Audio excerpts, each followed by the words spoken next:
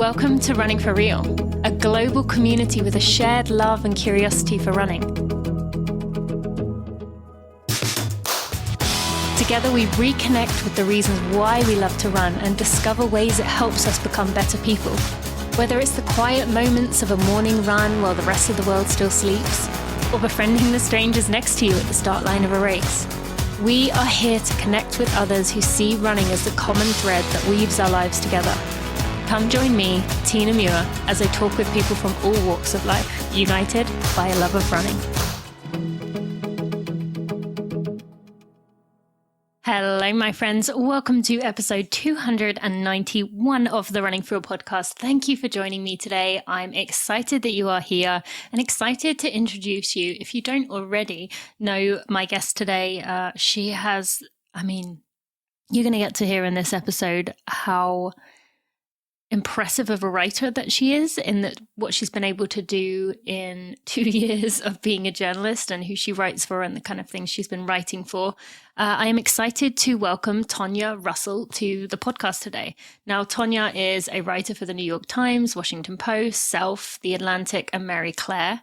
And we talk today about her writing. We also talk about not getting pigeonholed into one area. But we also talk about some points that she has covered in articles, primarily about, we have a bit of a conversation about toxic running culture, about toxic positivity, so things that obviously sound negative, but how we can move past that and find ourselves in a place of balanced, joyful, grounded running, rather than it being this like highly strung, really stressful, tense thing. And Tonya is currently injured, so she is feeling these emotions strongly and looking back on what has been happening, and also went through a bit of a traumatic time with her early running journey, which we cover today. So I think you will find that Tonya is very honest in a way that few people are able to do. I pride myself on being one of those people, but I think you're really going to appreciate that. We talk about the first thing we begin with, or early into the interview, we talk about jealousy and struggling with success for other people and how to work through that. So I think there's a lot in this episode that we have covered, but this is in a different way. And then a lot of things we haven't covered before. So without me talking anymore, let's hand it over to one of our sponsors before we go meet Tonya. Thank you to Athletic Greens for sponsoring this episode of the Running for Real podcast. Now, before we go into Athletic Greens, I just want to share a little bit from an article in Fast Company, which claims the title is Athletic Greens is now a unicorn. Its unicorn goal, be this generation's cool beverage, which I love that, by the way. But this article in Fast Company talks about the fact that Athletic Greens has become the go-to choice of many athletes, many health and wellness, don't know what the term would be, probably entrepreneurs, people that people look up to. This has been the nutritional supplement choice. They have a massive following of people, including myself, who are very passionate about the product. As I said, it is part of my morning ritual. I wake up, I go downstairs, I pour some cold water into the bottle, I add a scoop of Athletic Greens, shake it up, and then on with my day. Next thing I do. So this powder that is a multivitamin, prebiotic, probiotic, functional greens blend, immune support complex, and more. It's the one thing for everything. So if you are someone that isn't a fan of taking many different pills, you might have a supplement for something that you are deficient in. You might have a supplement for something that you've heard is good for runners. You might have a probiotic, maybe some kombucha that you take on a regular basis for gut health. And there's likely some combination of pills, which pills aren't fun to take. At least I feel like I'm being medicated. But Athletic Greens gives you everything in one place. 75 vitamins and minerals, whole food source ingredients in every single scoop. So it's the one thing to cover all the things. And my friends recently have been asking me, do you actually like the taste of it? And I do. I really do. I love drinking it every morning. I look forward to it. I miss it when I don't have it. And I genuinely notice the compounding effects of it working day after day, week after week, month after month. And I noticed that within a few weeks. And as the months accumulated more and more, I felt my energy increasing. I felt my gut felt more regular, and I just felt like it wasn't so sporadic with how my stomach was feeling. It felt stable, essentially, regardless of what I was eating. I noticed my body felt good in general. I felt good even on days that my diet wasn't the best. So every scoop has the antioxidant equivalent of 12 servings of fruits and vegetables. So you, my friend, if you are in the US, in the UK, Canada or Europe, you can get a 1-year free supply of vitamin D, something runners are often deficient in, by going to athleticgreens.com/Tina. That is athleticgreens.com/Tina. You get that special deal and go check it out now. Tonya, I am excited to welcome you to the Running for Real podcast. Thank you for being here today. Thanks for having me. This is going to be fun. And I was trying to think about where we could start today, because some of the things I want to talk to you about they're not so much, I mean, I guess they kind of are deeper things, but they are more serious topics, although there is obviously some fun sprinkled in there. But when I was thinking about what to ask you about, I kept coming back to this tweet that you put out, like maybe, I shouldn't say dates because this is going to come out afterwards, but you put out a tweet about waiting to get an MRI and how you could tell the people who had knew it well and had been there before. You talked about a guy who brought his own robe. I would love to hear some of the other characters that you saw while you were waiting for an MRI. Well, there were a few old men in bathrobes they brought their newspapers. Me, I had no idea what to expect. It was my first time. And the nurse is just kind of like, yeah, our old men or something else who come in here. So what were they coming? Were they like, well, I guess you wouldn't know, would you? Regulars? Yeah. I don't know. I don't know what you would be a regular. I mean, maybe someone listening can explain that, but I don't really understand why you would be a regular for an MRI. But either way, someone can solve that mystery for us, because I didn't understand. But that just made me smile, because I was like, I envisioned in my head, like, you saw other runners in there and you knew the ones who were like, oh yeah, this is my fifth stress fracture. I know it. I'm doing it again. And I keep saying I'm going to learn, but I don't. But it was primarily older men that were hanging around as regulars. Yeah. And I don't know how many times you have to go before you decide, you know what, I'm just going to take my bathrobe and my slippers from the house. Yeah. What's the threshold? Yeah, that's funny. Okay. So as that tweet kept coming back to my head, I thought I would ask about it. But before we go on, I would love to ask, you know, the world is an interesting place right now, to put it mildly. So I've been thinking that I would like to start these shows now with asking a question that is just going to be basic, but I think I'd love to hear like the honesty and just all the things that you are feeling. So if I ask you, we ask this in Together Runs, which my audience knows what that is. How are you, really? What would you say? I would say meh. It's a good word to describe. I guess considering the state of the world and being a journalist and I'm not front and center for the crazy, but I'm front and center adjacent. And I'm also trying to figure out an injury, and it's the beginning of the running season, and everyone's, you know, stored up all this energy or all their superpowers from the winter time, and they're already out there crushing their goals. And I'm still sitting on my couch waiting This is the toughest time, I think, to be injured this time of the year, for that reason. And especially this year because of, you know, the last 2 years have been very subdued, and people are maybe starting to feel like they can resume activities, and even people who were being extremely cautious are now feeling, okay, maybe I can do a race. So yeah, I do feel you there. And thank you for sharing. There's two things I want to ask you about from that. But let's first start with what you said there about like that feeling. You did share last week about, or a few days ago, having, you said, and I quote, had a near meltdown last night, seeing all of my runner friends' milestones. I'm happy for them, but even with an injury, I feel like me not being fit or fast is my fault. Let's talk through that. That is rarely discussed, but very true. And I would imagine there's a big chunk of people listening to that, or at least know that. Like, that hit me in my heart hearing that, because I know I have felt that way. So talk through that a little bit with us, and why you felt brave enough to share that, because that's not something that everyone can do? So I've been nursing injuries on and off for about 2 years, and it honestly doesn't make a lot of sense to me. And I feel like every time I get started, something comes up. And I'm mentally ready to get back in the game. And hopefully I'm on the tail end of something. I have a stress fracture in my pelvis. Hopefully this is like the week that I can finally get back out there.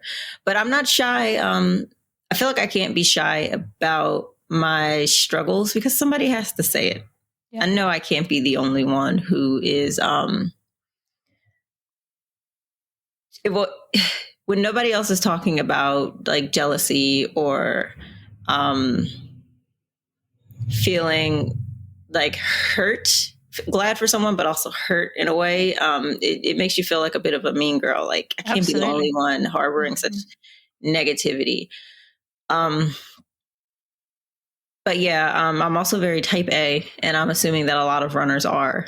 So for me, I go inside first, figuring out what I'm doing wrong, what my flaws are that's, putting me in this position instead of,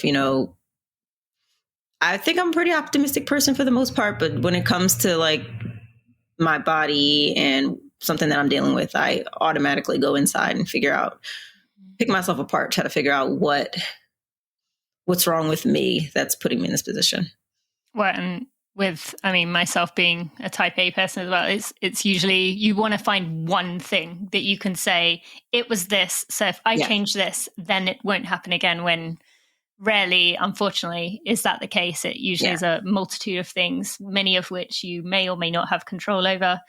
And so, I appreciate you saying that. I have talked about that myself in the past when I talk back to my professional running days of really, having a hard time when I was injured. Like, especially I remember, and you probably, or maybe remember this in high school or in college, like I had a really hard time when I would be the one injured, and, you're around your team so much that you're just reminded constantly. And runners tend to talk about running a lot. And so it feels very isolating. But I really appreciate you talking about the jealousy component, because I think as much as we can work and try and grow to be just genuinely happy for our friends, regardless of where we are at in our own lives, it's not always quite as simple as that. So I appreciate you saying that. But also I want to dig in just a little bit on that part that you said,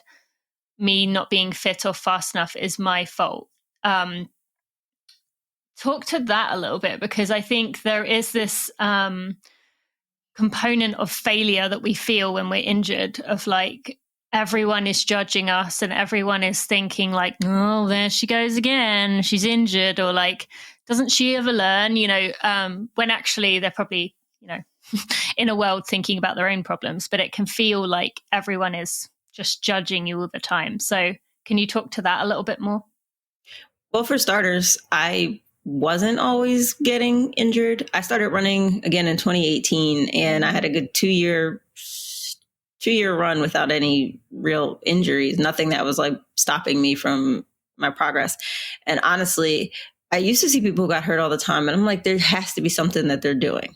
It has to be their form or their gait, or, maybe they're not lifting. So I guess I kind of did look at other people, and not in a judgy way, but more like a concerned way. Like there's got to be a reason for it. And maybe I just got lucky for 2 years, or maybe 2 years isn't long enough to start racking up the injuries. And now I guess I'm forced to be reflective. And I know the stress fractures, there's a lot that goes into a stress fracture. This is my second one in 6 months. Whether it's nutrition or,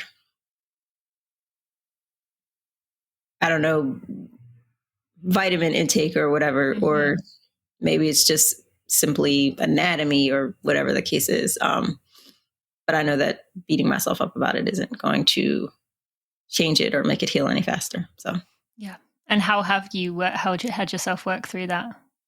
I'm still working through it.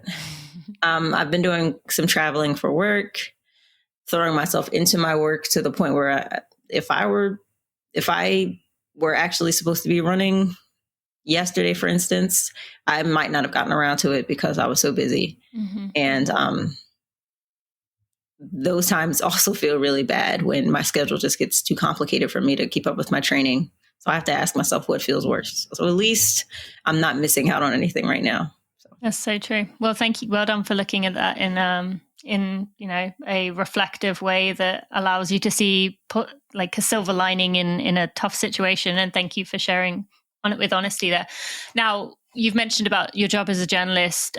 You've written for publications like the New York Times, Washington Post, Self, Atlantic, Mary Claire. When I say that to you, how does that feel for you? Like, do you ever stop to think about the fact that past you probably would have, I'm assuming, past you probably would have found it hard to believe that you can say, I write for these publications? Yes. So April will be my second anniversary as a journalist. And before 2020, I didn't even think this would ever happen. I thought it would just be just something that I would reflect back on 20, 30 years from now saying, I wish I had become a journalist. So imposter syndrome is definitely real. Yeah. But I can't deny the fact that I've crossed off almost every dream publication off of my bucket list. I think I have like one more, and then I officially. Can you share what that is?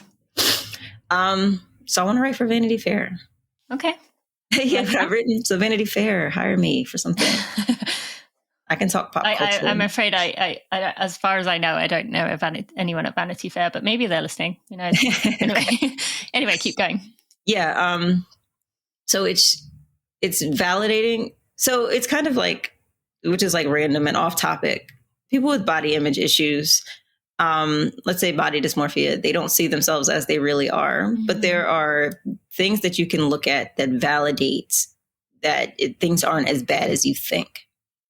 So for me, having a website and having bylines, not even in big publications, but the fact that at least once a week, I'm working on something that's very tedious.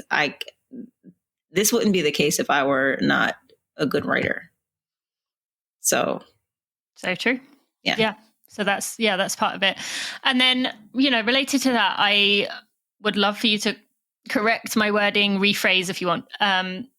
You're a writer first, but you mentioned, 2020 was when this really started taking off. And a lot of the articles that you covered during 2020 were about aspects of systemic racism. Like, just seeing a few here, how Black women with breast cancer navigate a biased system. You talked about Black infant mortality rate. You've talked about checking in on Black employees for the New York Times. How do you, as you move forward here, how do you untangle yourself from, you want to write about those topics, but you also don't want that to be the only thing that you are known for and that you write about. So how do you keep pushing yourself and also within the space to keep expanding on writing about things that are of interest to you beyond that?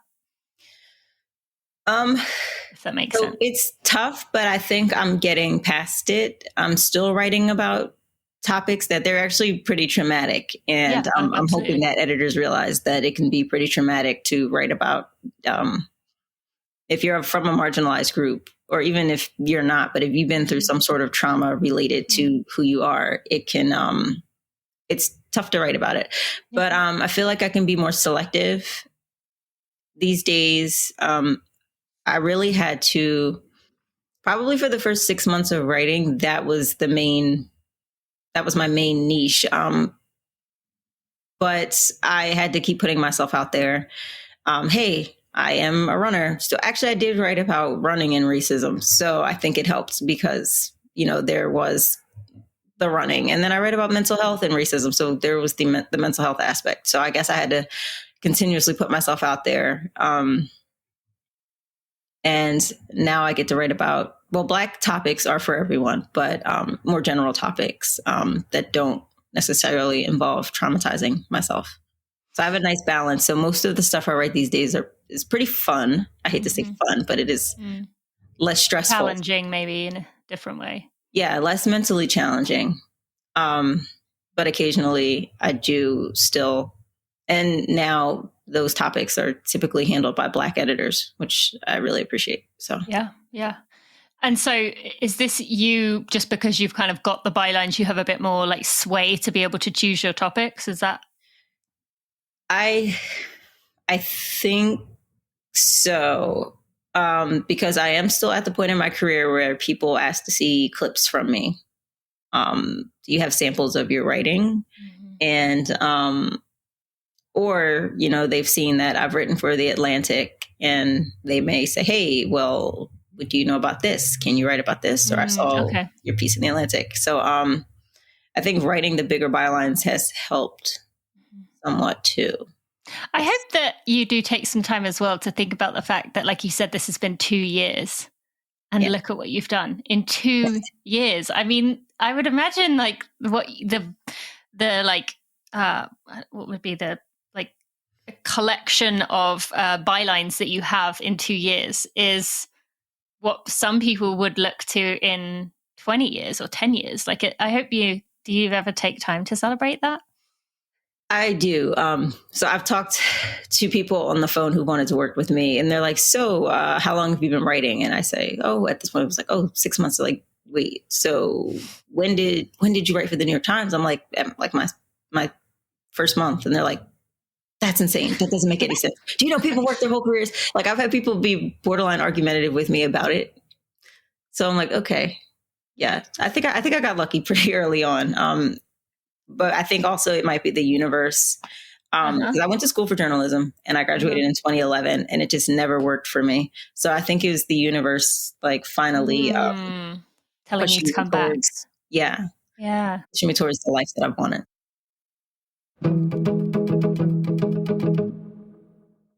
I am so excited for our partnership at Running for Real with Allbirds. Allbirds is doing so many cool things in the space, primarily by calling out other brands to share their carbon number, as in the amount of carbon that is emitted per item that is created. Allbirds places their number front and center on every product they make. They are obsessively trying to get that number down, and I love seeing it with every pair of shoes that they come out with. They talk about how the number is just continually coming down as they're finding new ways to offer these products without being so damaging on the environment. And Allbirds is really changing the space in the work that they are doing and the heart that they are putting in this. They're doing this because they want to see a better place. They know things can be done better and they are working hard to do it. Now, I could share with you any number of my favorite items, but as we are starting to come into the spring, I think I want to talk for a minute about the Natural Run Form Tank, which is a medium support fitted tank made with a mix of sustainable materials.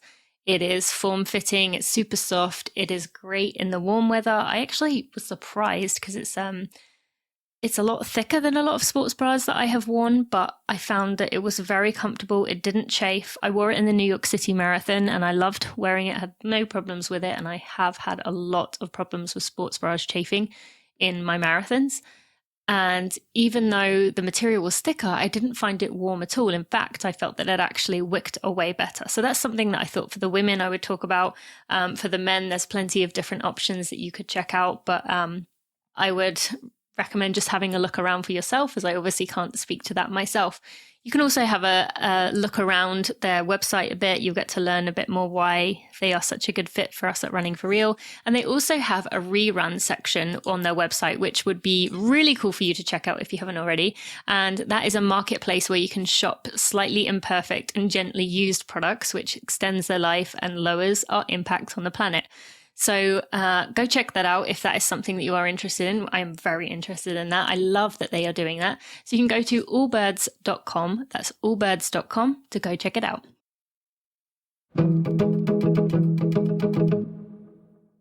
Now, one other thing about your writing, about journalism, how do you as a journalist, this is just kind of a selfish question I have, but I'm sure others have wondered, a lot of the topics you're writing about are heavy and tough, and you've done stuff about COVID vaccines, and you've also done a lot of, as you said, mental health stuff. How do you keep your mental health space or your own mental health positive and feeling optimistic? You mentioned you're an optimistic person. For me, even logging into Twitter, that thick stuff down the side just like stresses me out every time I log in. So how do you keep that like light in you when there's so much like doom and gloom being thrown at you and you have to read that stuff for your work? Oh, I just do what every other journalist does. I go to Twitter and have a meltdown and then go about my day. Okay. But I have positive outlets, and honestly, having another assignment on the horizon feels really good too.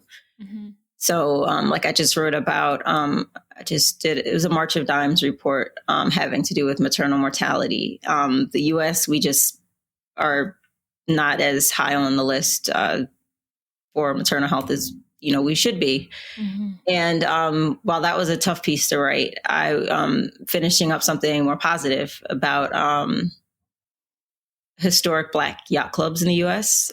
For Boating Magazine, which is, boating is something that's a passion of mine. So, interesting. You might have to tug on that thread. Yeah. So just having something else in the horizon that I'm researching, getting ready to. I just got back from Annapolis from interviewing some 90-year-old boater about his experience and what boating used to be like. So having something else on the horizon is always a bonus, or being able to write about sneakers. Okay. So the lighter topics. Yeah. Okay. So tell us about that. Boating. I mean, you might even have to explain what that means, because I'm not sure I know. So I've been with my fiance for 9.5 years now. And when we met, he was a boater. We have a 46-foot boat. Motorboat. So that's our thing. So we're all you just go out on like lakes. Oh, I guess you'd be going out on the Delaware River. Oh, the Delaware River. And now the Atlantic Ocean, because we're moving our boat to Atlantic City. Okay. And so is that just like going out and hanging out, or do you go to places? Both. It's a new thing for me.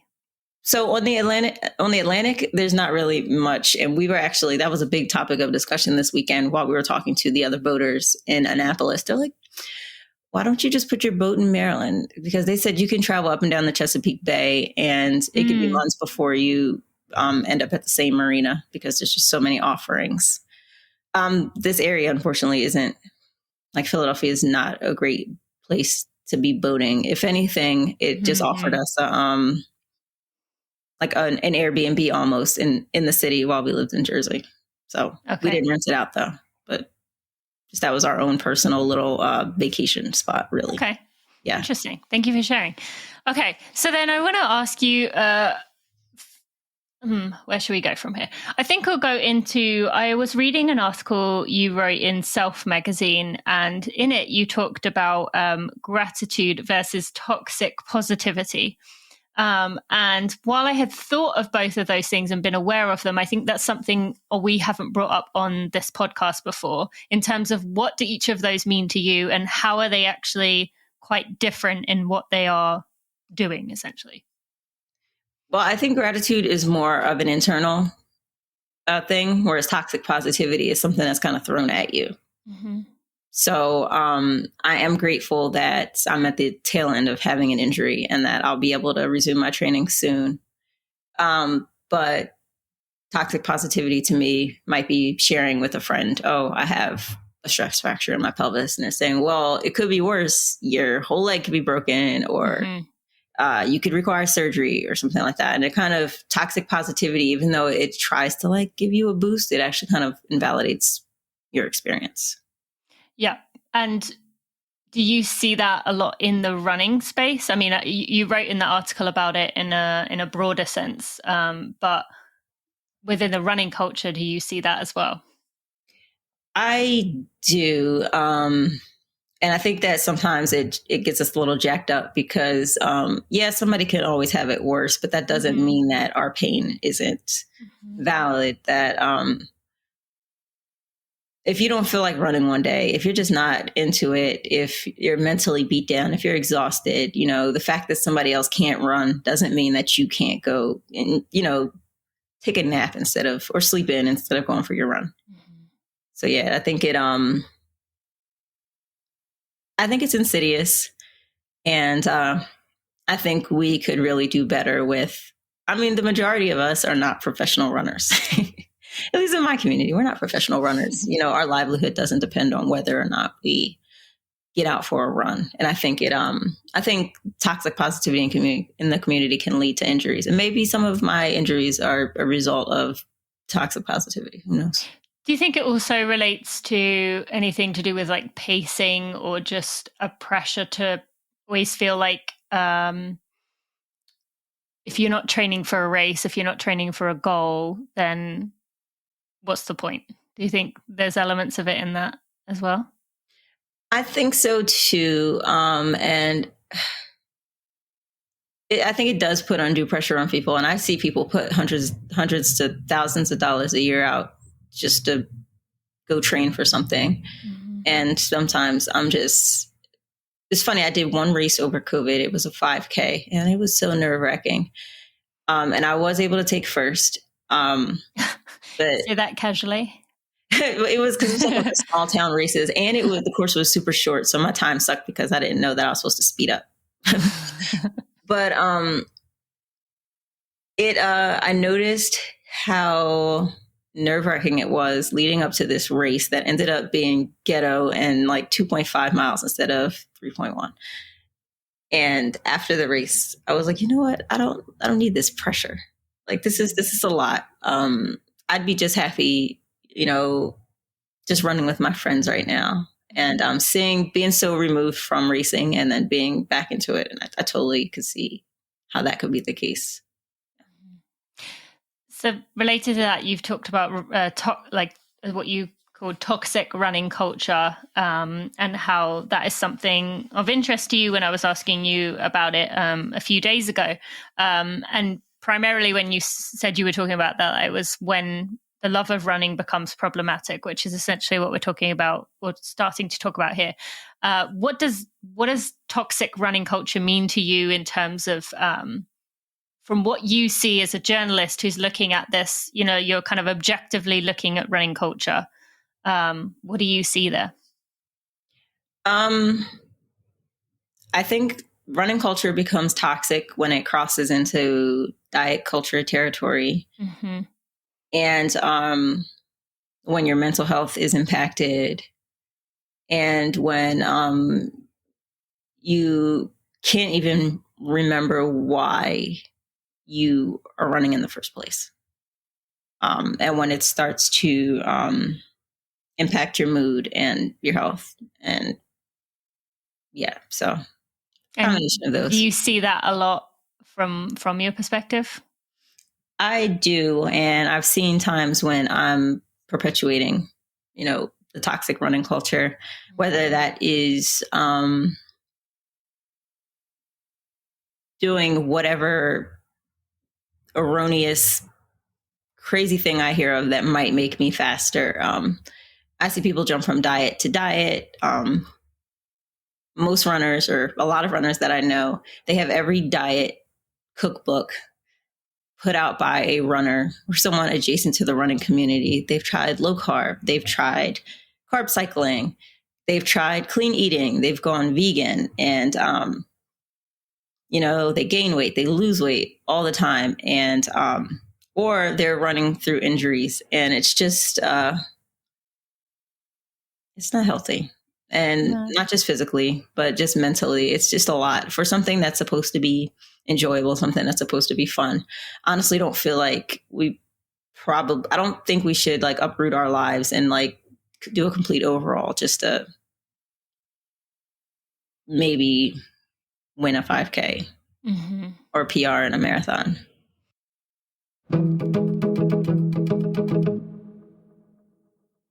Thank you to Inside Tracker for sponsoring this episode of the Running For Real podcast. Guess what, friends? It's probably about time I am due to go get another Inside Tracker test. But here's the thing. I hate needles. Hate them. quite often when I get these blood tests done at Quest Labs with Inside Tracker, I have to lie down because I feel like the blood rush to my head, my ears start thumping. Yeah, I feel like I'm going to pass out. I am not a fan of needles, yet I still get my blood work done with Inside Tracker often because I see the benefits and it is worth it.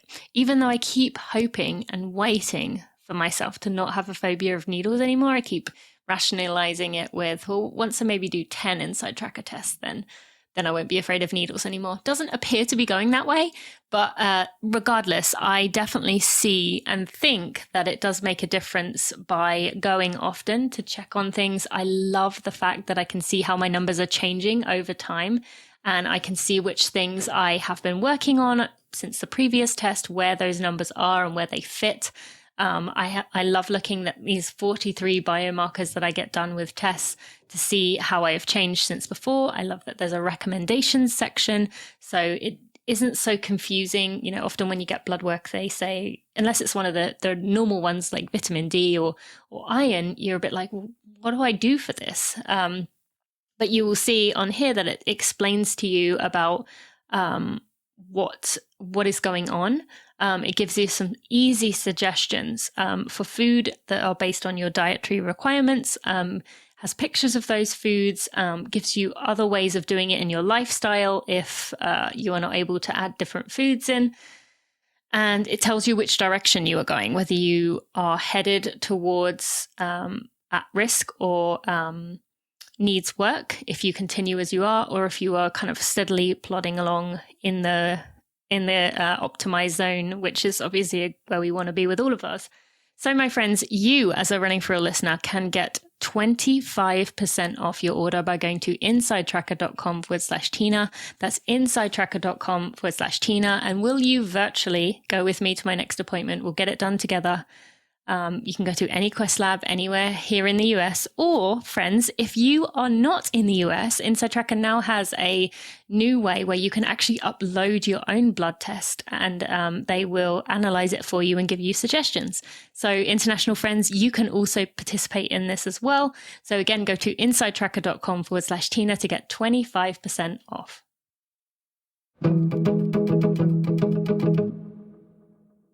It can be tough though, and I know you've talked about this yourself, and we'll go into in a minute how you're in recovery from anorexia. You we'll talk about being in treatment in the past, but you noted that the behaviors that you're trying to work through with your therapist are the ones that are celebrated in society, and that's how this toxic running culture does come about, is feeling like that's the thing to do, and that you need to be striving towards goals. And I will say, like, as I've pulled away from that culture and found my way into this place where I'm doing it for the joy, there's actually a lot of people out there who are doing it for the joy of it, doing it for the right reasons, doing it like because they want to, not because their schedule said they should, or eating whatever they want to because they want to.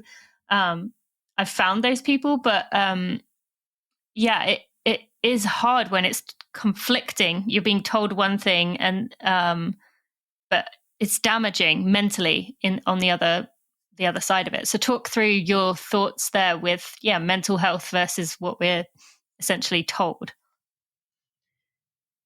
So I actually started running in, like I said, 2018. December 2017, I had just left an IOP, intensive outpatient program. And I was coming off of like being restricted from exercise. And I had to kind of relearn like what it meant to like what healthy movement was. I was restricted while I was in treatment, but I was told to do so much longer. It was like months. It was probably a year before I actually stopped it. I was actually told to stop, but I couldn't, because it made me happy. Exercise made me happy. I enjoyed like a good pump after lifting. Do you still think it made you happy, even looking back on that now? I think that it helped me run from my problems. Yeah. And I think that I was leaning in a little bit too far into how, to my body goals. And honestly, I didn't think I had a problem with exercise. So when therapists were saying, oh, good for you for taking a break, I'm like, what is wrong with you? Like, this is what I love to do. Why would I take a break? But I actually got to, right before I started treatment, I got to the point where I was spending like an hour in a sauna to get the scale to go down, which is dangerous and silly. Getting on the scale and then going to run. And then I was like, it's probably not what I should be doing. And my training, I wasn't running at that point. It was just other training, whatever I thought I was training for. My performance just started to tank. And I was like, I'm going to get hurt. I need to stop. And that's how that went. And then I came back and I jumped right into running. And I was seeing a new therapist and she's like, should you be running this many days a week? I'm like, you're just not fit. You're just not a runner. You don't understand. Like, yeah, I raced last weekend and I'm going to race this weekend too. What about it? And I ran, I think, Broad Street Run in Philadelphia in May. And I was like, you know what? I'm going to run a marathon. So in November, I signed up to run Philly Marathon in November. So I just kind of hit the ground running and I was kind of fast and it was great. I was like, I'm going to do this. So then I just jumped in with other really ambitious runners and I ran that and I ran it with a labrum injury, honestly. And I'm not quite sure what the cause of that injury was, but I got through it and I learned, well, if I can tolerate the pain, then there's no reason for me to stop running. Or I kind of jumped in with other type A runners and running became punishment sometimes. We wanted to punish ourselves if we weren't running fast enough some days. Some of us had trouble with slow paces or easy runs. Easy runs were never easy. Yep. My coach doesn't know what I'm talking about, doesn't know what he's talking about. How are we ever going to qualify for Boston if we're running at 9-minute paces? This doesn't make any sense. And then we've all had a million different coaches, including me. I've changed running coaches quite a few times. And I wondered if, the reason my race didn't go so well is because maybe I had the wrong coach, or maybe I wasn't dedicated enough, or maybe this coach didn't push me enough. But in actuality, it was just, maybe it just wasn't my time. Maybe it was my season. And then that's when the injuries started for me, aside from I'm not sure if it was a fully torn labrum or not, but after that, just random little niggles. Like I slept wrong and hurt my neck and I couldn't run for 2 weeks because I strained my neck. Just silly things. And I was in a car accident before my first Broad Street, 10 days before. The day after my car accident, I was in my neighborhood running. And I felt like somebody was drilling through the base of my neck because it was so bad. And honestly, it was COVID that really made me take a step back and realize that I didn't want to jump immediately back into the problematic aspects of running. And I actually said to my therapist a few times, I'm like, okay, maybe you're right. Maybe you're right about this. Maybe running the day after a car accident wasn't the best idea. Or maybe I always had trouble following my training programs because I never felt like I was running enough. So I would try to zhuzh it to match my friends. And then I would end up like feeling strained and beat up at the end of the week. So maybe you're right. So she tried to actually diagnose me with something else, which she's like, I think you have exercise bulimia. But honestly, what I was doing was I was really just following the lead of my friends. And once I saw that, I was able to scale back my behavior and just focus on trying to enjoy it. And PRs are great. Don't get me wrong. I love a good PR, but I got to ask myself, like, at what cost? Like, or is there an easier way? Or am I punishing myself for not doing well the last race? I actually PR'd a 5K. And I cried. And I got in my car and I left, and I didn't stay for my award because it wasn't the time that I wanted. And I got beat by a 16-year-old. So, I mean, thank you for sharing that.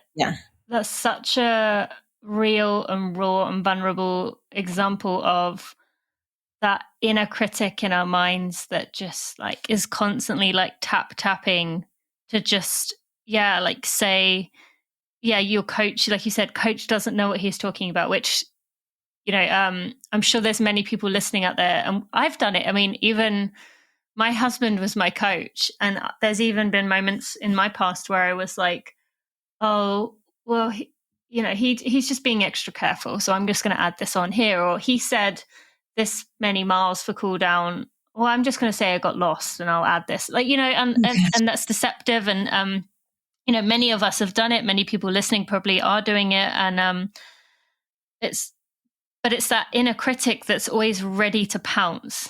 And you said about, like getting beaten by a 16-year-old, you and I can both say on a logical level, so what? But when you're in that moment and you're not, it's so hard to work through that. I strongly remember this one day where I was in college and I was a junior, I think, and I ran the mile and I really wanted to break 5 minutes in the mile. And I ran like 5:002. Oh my gosh. And so I was really mad. I mean, but really, like, what is 0.002 of a second? Really mad. I remember I've probably shared the story, so sorry for some of the listeners. So I've mentioned it once before, I think. Stomped onto the middle of the track. This was indoor track. Lied down, put my arms over my eyes and like sulked for like an hour.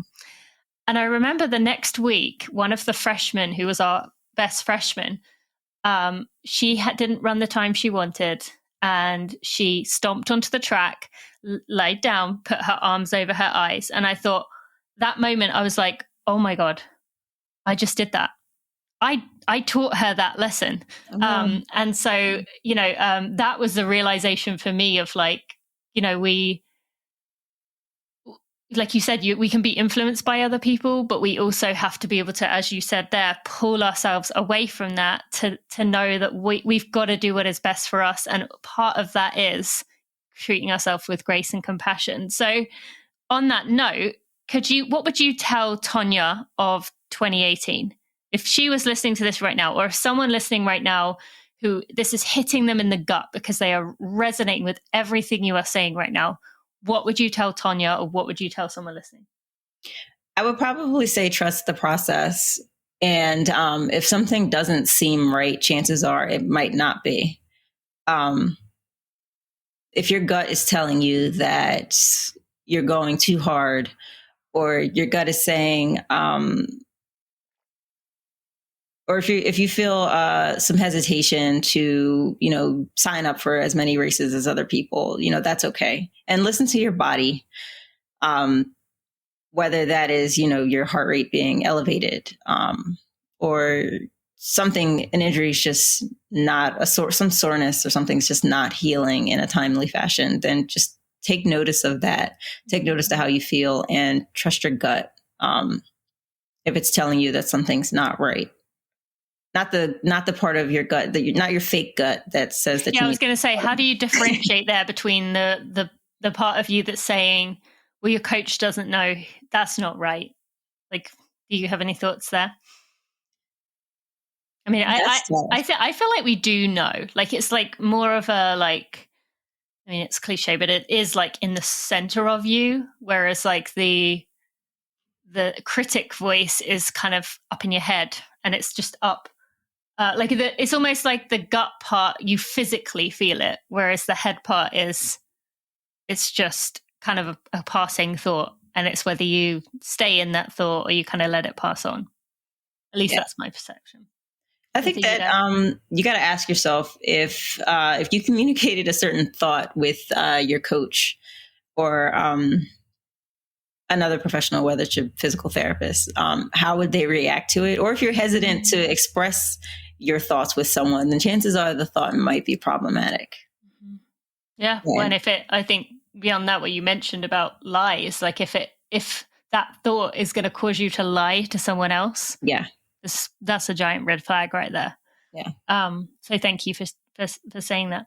Now we have talked a little bit about, the behaviors that we're trying to work against here are the things that are celebrated in society. Now, you getting to interview experts, you also have your own experiences. In your opinion, how do we change this?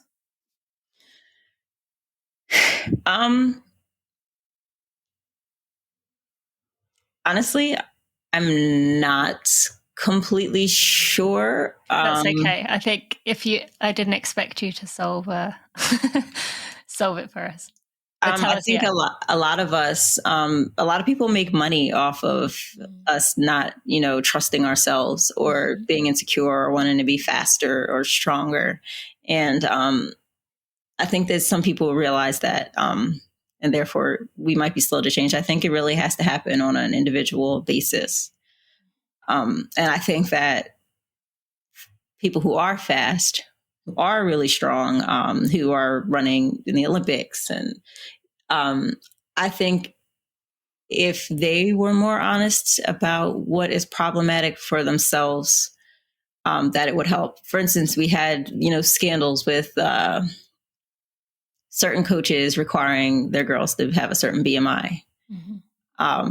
That's absolutely a problem. But the thing is that so many of us think that if we were thinner, we'd be faster. Yeah. So it's tough to know how to navigate that when there are some people up top who have the same beliefs. Yeah.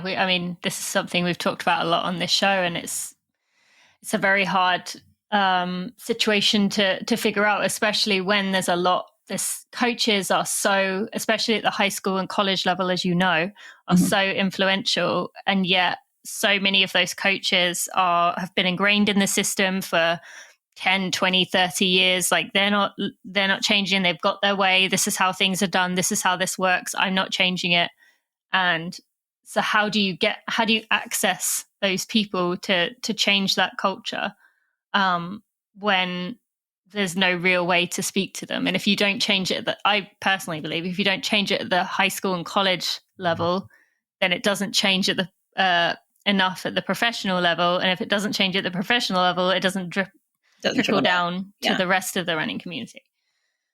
It's tough. And we've, talked about this endlessly here of trying to figure that out, because it's such a critical piece. And as you've talked about injuries, the nutritional component, body image stuff is a massive part of injuries coming up. And so it would make the running world a better place if people were getting less injured because they were, not so hooked on certain, as you said, diets or keeping their weight low. I mean, I don't know what you do and don't know about me, but that was kind of where my story went viral, was because of talking about my disordered eating and talking about not having my period for 9 years. And, it's been 5 years since I said that, and I still don't really see a way through here to figure it out totally. But I do think people like you sharing your story helps. Even if a few people listening to this, like that's that step to go get help,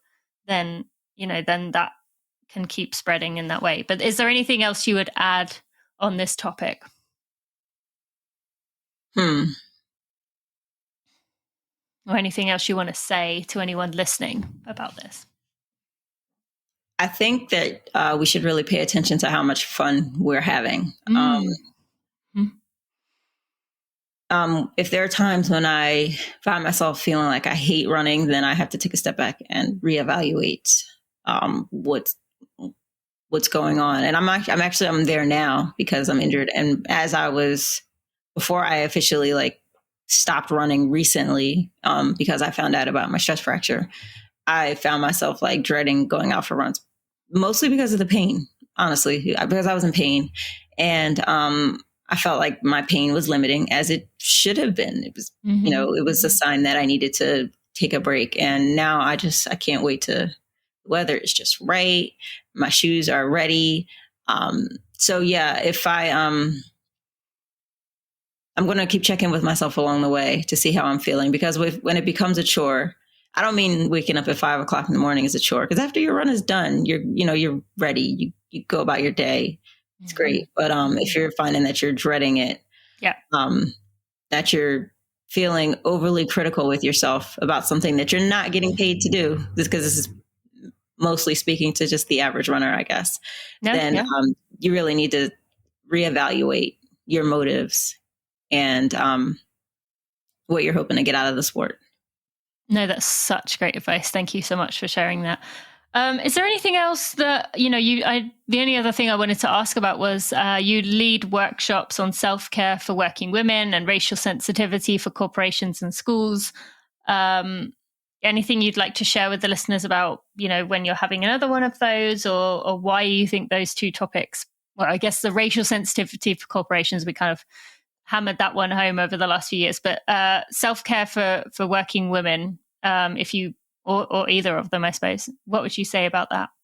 So the self-care workshops, they actually came before the journalism. The racial sensitivity came after. Okay. But I think the reason that kind of resonated with me is because of being in toxic work environments. And then also it tied to running too, being in a toxic running culture. And my whole thing just became trying to figure out how to take better care of yourself, how to set boundaries, and how to not lose yourself in a job that'll just replace you, the second something happens to you. I haven't done much in the last couple of years, but I'm definitely open to leading some more workshops if anybody would be interested in reaching out. Hopefully, I've been ministering through my journalism, but yeah. No, I mean, you've definitely been doing some other important work, but I just wanted to give you some space to talk about that if that was something of interest. Now, if people want to go find you, follow you, learn from you in future, where should they go? So on Instagram, I am the Tonya Russell, and on Twitter, the Tonya Russell. There was another Tonya Russell, so I hope that doesn't sound pretentious, but I just wanted to differentiate myself from whoever she is. She is not a journalist or a runner. So you mean that's why it's the? Yeah. Okay. Yeah. Okay. That's right. Well, my Instagram, I didn't manage to get my name handle, so I'm still annoyed about that, because the other one's like a dead account. So at least you don't have that going for you, because that's even more annoying, because it's just sitting there. But thank you so much for joining me today, for just opening up to us and for helping others, helping to change this world, make it a better place. I appreciate you. Thank you. Thanks so much, Tina. Hi, friends. Just a quick message to say a big thank you to the Running for Real team. While I may be the face of Running for Real and the voice behind the podcast, there are a group of people who are working tirelessly to provide everything that runners could need within our community, to make our community stronger, better, and evolve and grow and learn from one another. We are working really hard to make Running for Real the place we believe it can be within our community. I just want to take a moment to thank everyone on our team. That is Victoria, Stacy, Sandy, Sally, Maria, Kelsey, Kat, Jeremy, and Erica. I appreciate each and every one of you and the hard work that you put in. Now let's get back to the show. So appreciative of Tonya for sharing with us today, for her vulnerability and her honesty, and just impressive work of what she's been able to do. And I look forward to seeing what she continues to do in the future. Now, you can find links to everything in the show notes today by going to runningforreal.com/episode 291.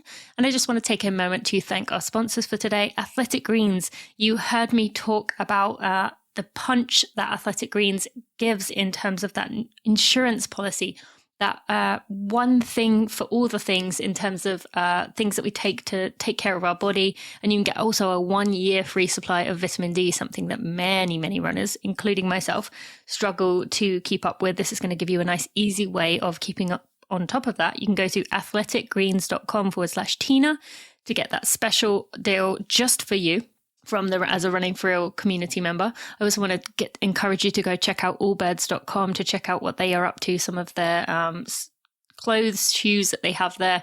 I am absolutely loving them, and they've just become a dream relationship for me. And they really, really do care, which I love. And to Inside Tracker, you can get 25% off, 25% off, that's huge, off any of the plans or programs by going to insidetracker.com/Tina. That is a special offer that is only for you Running for Real listeners. Go to insidetracker.com/Tina. Thank you so much for listening, my friends. I will see you on Monday for a Together Run and next Friday for another regular episode.